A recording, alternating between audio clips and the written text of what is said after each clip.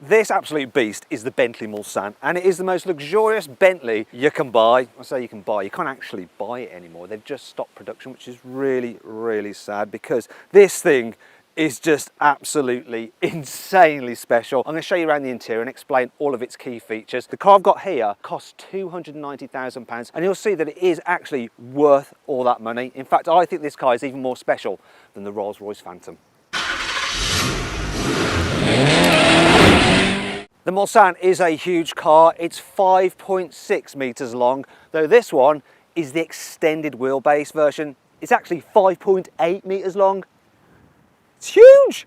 This car has a two-tone paint scheme. So you got rose gold on top, magnetic lower down. So they initially spray the whole car with the rose gold, the top colour, and then a man hand sprays the bottom colour on. And you'd be amazed that this line is perfectly straight, yet it's done by a human. A human who quite obviously has OCD.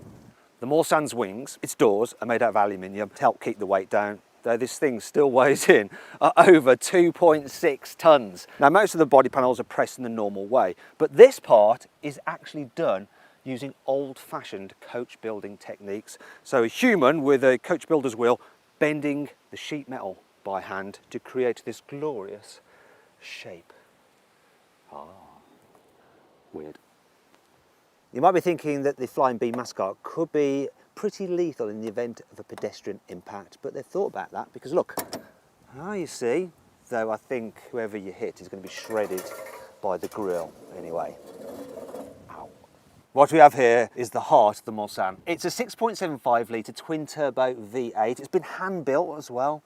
This engine's design actually dates back to the 1950s, but obviously it's been modernised and you get modern performance. So 505 horsepower and 1,020 newton meters of torque. If you have the speed version of this car, you then have 530 horsepower and 1,100 newton meters of torque.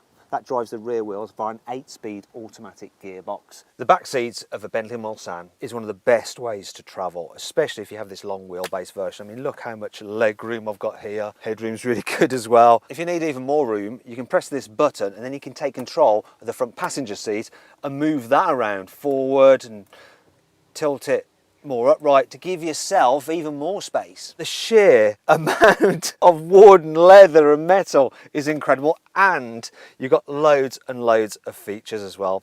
So look at this, very posh walnut picnic table, but that is the beginning of it all. There's also airplane style folders on the seat backs and they feel very posh. And in them we have a magazine to celebrate Bentley's 100 years, centenary in 2019. Lovely. Check this out, right. If I just press this button, we have the infotainment screen popping out the front seat back. Doesn't come cheap though, this rear entertainment system. £16,000.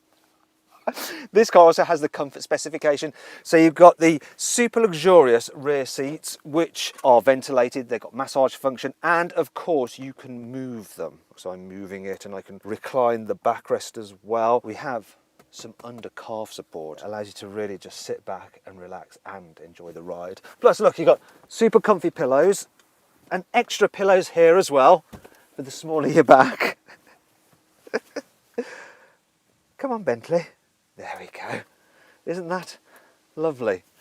Now, being a Bentley, you get air conditioning, 4-zone climate control, of course, but you don't just have it blowing out from one place. You have ventilation for your feet, ventilation for your middle section, and ventilation for your upper body. It's so luxurious. This car's even got a glass roof, and it's not just a normal sunroof. You can actually open it, which is really unusual to have an opening sunroof in the back seats. But this is a super luxurious Bentley. Under here you have some storage. It's not that interesting, a couple of USB ports, but I like the way the covering is frosted glass. There's another thing I want to show you which has frosted glass. Look at this, right? Underneath here is your fridge. So it has room for your champagne. In fact, there's room for 2 bottles of champagne in there. And it comes with cut crystal glass champagne flutes. Oh, lovely. It's expensive though. £8,500 for this fridge. But if you can afford one of these cars, you don't really care, do you? You can afford it. Underneath here, you have another table. Though It's a little bit of a puzzle to figure out how to work it, but there we go. I learned how to do it. But look at this, it's so luxurious, though it is a bit wobbly. Might not be ideal for resting things on other than a laptop. To get it back, how do you do this? Yes, then I press the button there and fold it. Is that right? No. Okay, press that and in we go. So that'll keep you entertained for a wee while. Some other things to note, your ashtray. That is solid metal. You could do someone some serious damage with that. Underneath here is your cigarette lighter, all shrouded in leather. Why is that covered in leather? I don't know, it just is. I also like this feature as well. You don't want people looking in at you because you're obviously a really important VIP. You don't want to get papped. Yeah, just shut the curtains.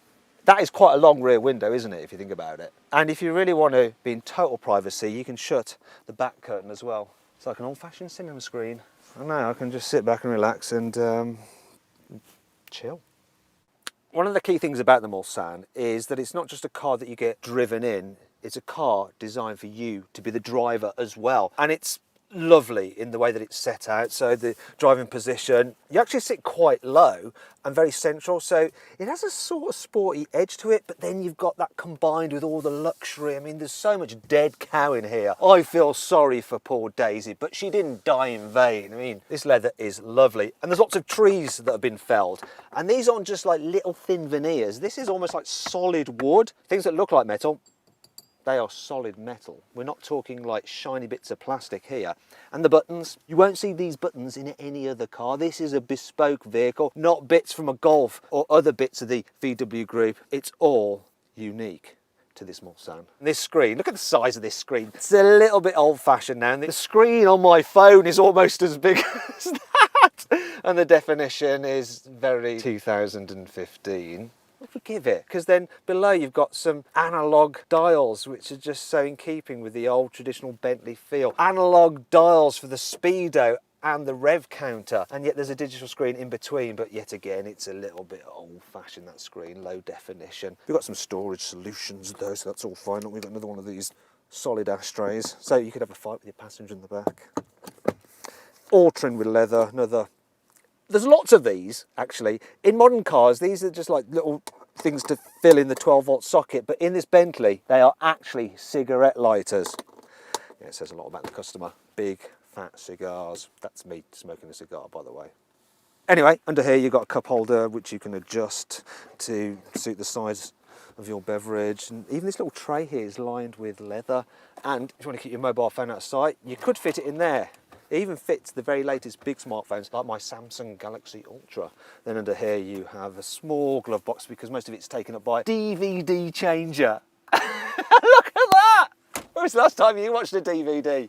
You got some door bins down here and then lots of other nice bits of materials that you can just touch and enjoy the opulence. And then there's these seats. Oh, they are very, very comfy. And I think you have 12-way adjustment. Of course, they're massage as well, obviously.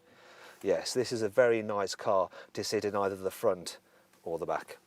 Let's have a little bit of a chat about the Mulsanne's practicality. So obviously it's got a boot, and to get into it, there's not a button underneath here. You press the B.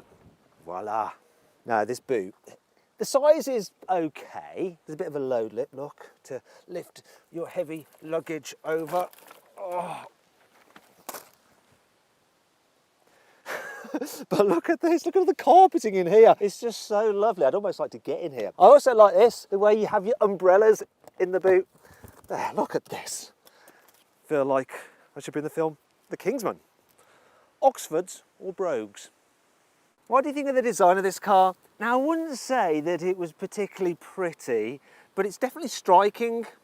In that way, it's a bit like Mick Jagger, though obviously it's not quite as wrinkled as him. I really do like these lights, though. They're like jewellery.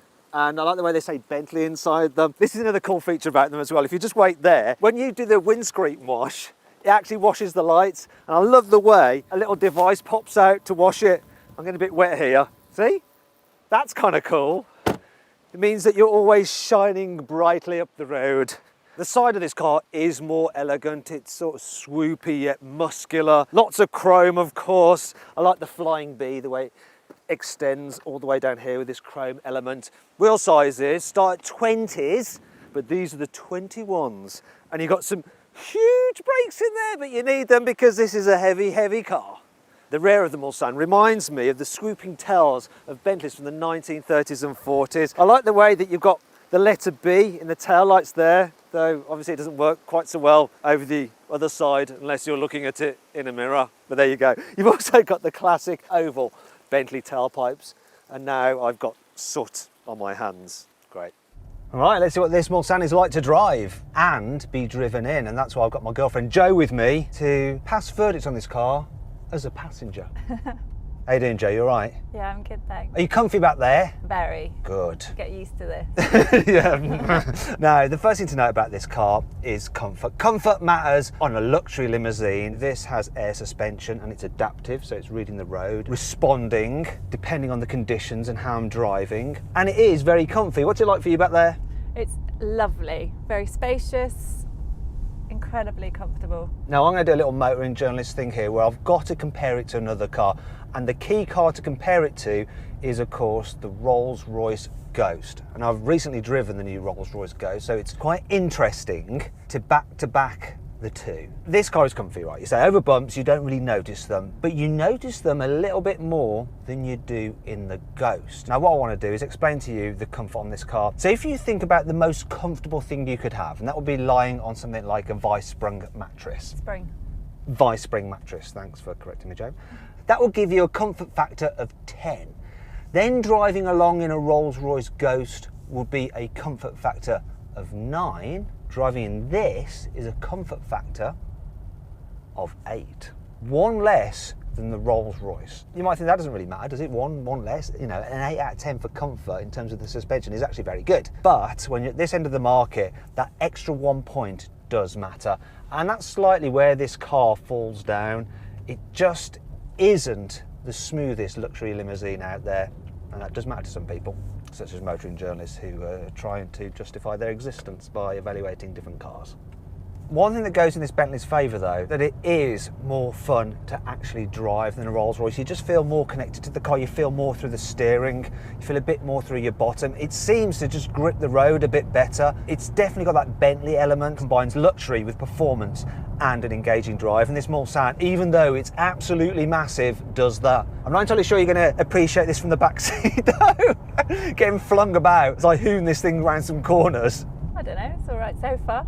Now, can you feel it? Now the suspension, now we're driving in town, it's a little bit bumpy. You can feel the odd like jiggle and wiggle, can't you, under your bottom? Now, you've been in the back of the Rolls-Royce Ghost. Do you remember that? I do remember that. Did that feel a bit smoother? I think so, but then we were stuck in traffic quite a lot. So I don't think I could really compare the two. I'm going to do a U-turn here to just check the manoeuvrability of this car, because obviously that's important. This could be a bit embarrassing. Not going to get around in one go. That's what happens when you've got a car that's 5.8 metres in length. Is it really that long? Oh, it is really that long, yes. I thought you knew that already. Why does it always end up there, Watson? What do you mean? What, it's some kind of like crass innuendo? I can't say anything without you taking it the wrong way. Off my USP, Jo. Even though it's a big vehicle and quite wide, I'm not finding it too difficult just navigating it through the streets. I think it's so imposing looking that other cars like that just seem to get out of the way. Excuse me, I'm coming through in my big Bentley. You better pull over, because I'm considerably richer than you are. They're obviously thinking that you're a VIP in the back. Should I close the blinds? Don't get too carried away. One thing that is really relaxing about this car is the engine, this big old V8. It provides 100% of its torque, full 1,020 Newton meters from just 1,700 RPM, which is insane. It doesn't rev very high. It doesn't need to though, because it's just got so much pulling power. You plant your right foot and it goes, doesn't it? Really goes. I wasn't expecting that. And it sounds good as well. Do you like the sound of it? Sounds really nice.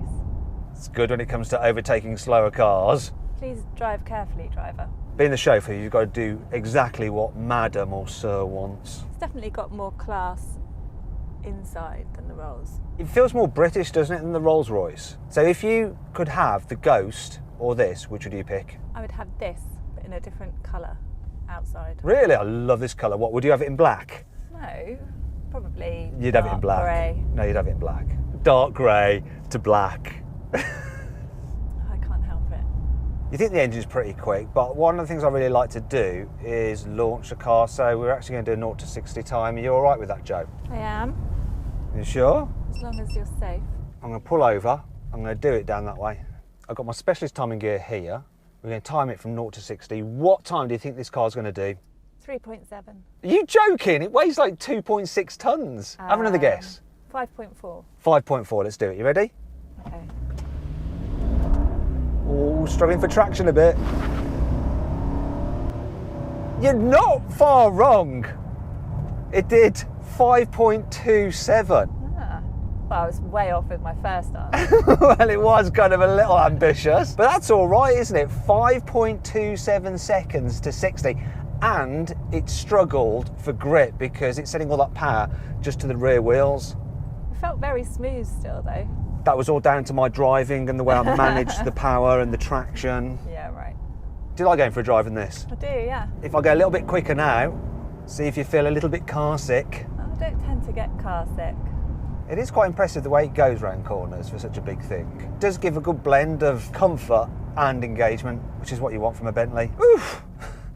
And the brakes are good too. I also like the fact that the pedals are so lovely. Big aluminium pedals. So if you could have any car that I've driven over the last year or so, which would you keep? Could be this, could be the Rolls, could be the RS6 we've got at the moment. What would it be? The thing is, if you have this, you have to have a driver with it, don't you, I think? What do you think I am? Yeah, but it's a bit weird you sort of driving and me sitting in the back. Unless this came with a driver, I probably wouldn't have this. I'm definitely not a Rolls-Royce kind of girl. Can't believe I'm actually even saying that. So why aren't you a Rolls-Royce kind of girl? They're just a bit too chunky. So what would you have? What would be your ideal car out of all the ones I've had so far? The new RS6 at the moment, after driving that the other day. So you'd have the RS6 over the G-Wagon? I don't know, it's different. I always loved driving the G-Wagon. Every time I got out of the G-Wagon, it always made me feel happy. The G-Wagon is the vehicle that you get out of, like you say, and you're like, oh, it's so cool, I love it. But the actual reality of driving it, it is not as good as the RS6. The RS6 is more comfortable, it's easier to drive, but that G got all the character, hasn't it? I did love it, yeah. I mean, you can't not love it. Unless you're dead inside. All right, is it this way? I have no idea, I don't even know where I am. And I'll be sacked, wouldn't I? Have we been past here already? Bad chauffeuring, bad. The only way it could get worse is if I crash. Oh God, please don't. Oh, not too fast. Slow down. I'm assessing the car, not my job. Not with me in the back. Sorry, madam. We are now getting closer to your estate. Finally, we're back. God, I'd hate to be a chauffeur. That's not the entrance there. That's not where we started Wait, from. this is fine. This will do. Well, there you go, my dear. I hope you enjoyed the ride. Thank you, kind sir. So then, what's my final verdict on the Bentley Mulsanne? Well, it's an absolutely gorgeous car that's lovely to be driven in and actually good fun to drive. It's a shame they're not going to be making it anymore. Goodbye, old dear. I love you.